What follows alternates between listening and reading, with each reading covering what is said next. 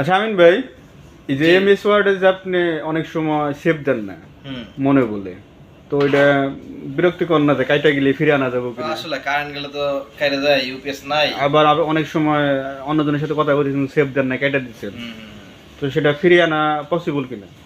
না, আমি তো এরকম কোনো উপায় দেখি না, আমার জানা তো নাই আসলে। আজকে আপনাকে দেখাবো যে কিভাবে সেভ না দিলেও একটু পর আবার ফিরিয়ে আনা যায়, ঠিক ও, আছে? তাহলে তো এটা অনেক উপকারী বিষয়। তো এটা আমরা আজকে দেখবো, ঠিক আছে? ইনশাল্লাহ।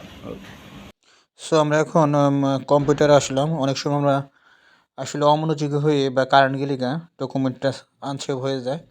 সো আমাদের অনেক পরে কষ্ট পোহাতে হয়। সো দেখুন, এটা আনসেভ করে দিলাম।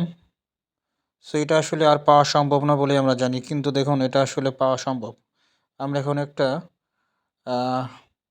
এমএস ওয়ার্ড ওপেন করব একটা, এবং এই দেখুন এখন আমরা একটা ব্ল্যাঙ্ক ডকুমেন্ট নিব। এই ব্ল্যাঙ্ক ডকুমেন্ট যে আমরা এখন ফাইলে যাব।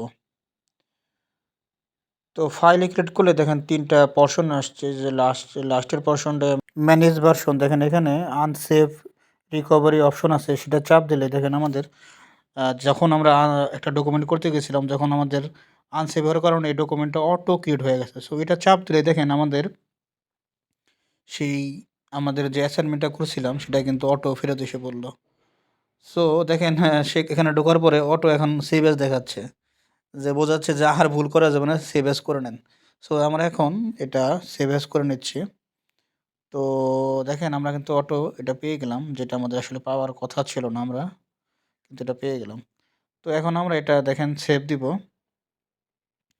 সেভ দেওয়ার পরবর্তীতে দেখেন এই ডকুমেন্টটা কিন্তু আমাদের ফেরত এসে পড়ছে। সো আমরা এটা আবার ওপেন করব।